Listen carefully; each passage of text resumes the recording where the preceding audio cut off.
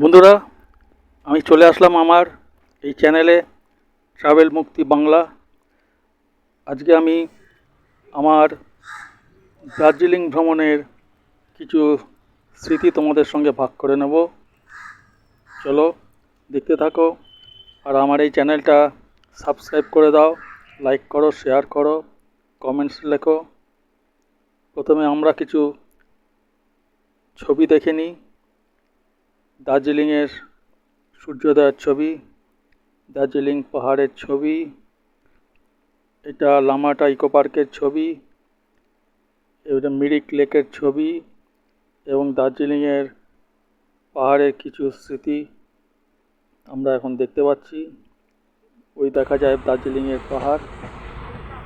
আমরা এখন শিয়ালদা দিয়ে ট্রেনে উঠে পড়েছি। ট্রেন আমাদের ছেড়ে দিয়েছে। একটুখানি প্রাকৃতিক দৃশ্য দেখতে দেখতে আমরা চলেছি। মাঝে আবার একটি গায়কের দল উঠে পড়ল।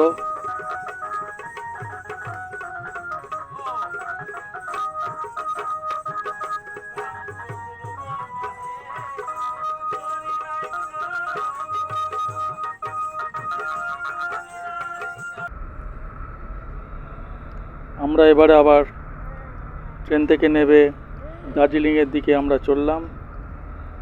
চারপাশের দৃশ্য দেখতে দেখতে যাচ্ছি। দূরে দেখা যাচ্ছে দার্জিলিং পাহাড়, দূরে ছোট ছোট বাড়ি দেখা যাচ্ছে। আমরা এখন পাহাড়ে উঠতে শুরু করেছি আস্তে আস্তে। দেখতে পাচ্ছ নিচে ছোট ছোট বাড়ি ঘরদর। পাহাড়ের গাছপালা আস্তে আস্তে শুরু হয়ে গেছে। সুন্দর দৃশ্য,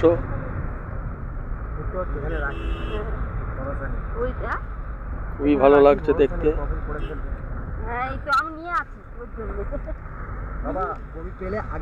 পাহাড়ের সৌন্দর্যই আলাদা। দার্জিলিংয়ের পাহাড়, পাহাড়ের রানী দার্জিলিং।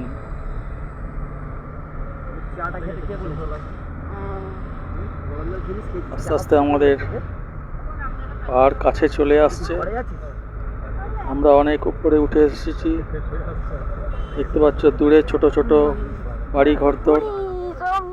আমরা এখন অনেক উঁচুতে চলে এসেছি পাহাড়ের।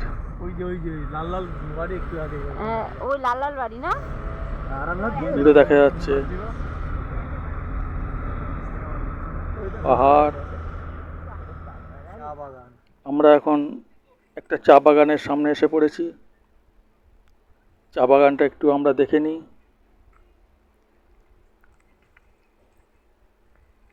এরপরেই আমরা আমাদের হোটেলের উদ্দেশ্যে রওনা দেব। চা বাগানটা আমরা একটু ঘুরে দেখে নিচ্ছি। খুবই সুন্দর দৃশ্য।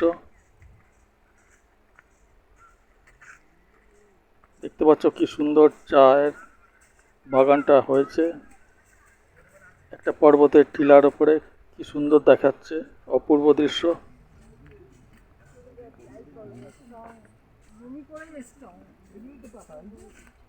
অনেক পর্যটক চলে এসছে দেখবার জন্য। তোমরাও দেখতে থাকছো কত সুন্দর চা বাগান। চা বাগানের পরিচর্যা করছে। আবার আমরা যাত্রা শুরু করলাম। এটা একটা ভিউ পয়েন্ট। গাড়িটা একটু দাঁড়ালো, আমরাও দেখে নিই চারপাশটা। খুবই সুন্দর দেখাচ্ছে পাহাড়কে, অপূর্ব দৃশ্য। এবার আমরা আমাদের হোটেলের রুমে চলে এসেছি। হোটেলের রুম থেকে আমরা আমাদের পাহাড়টাকে দেখতে পাচ্ছি, কত সুন্দর দৃশ্য। ধন্যবাদ সবাইকে।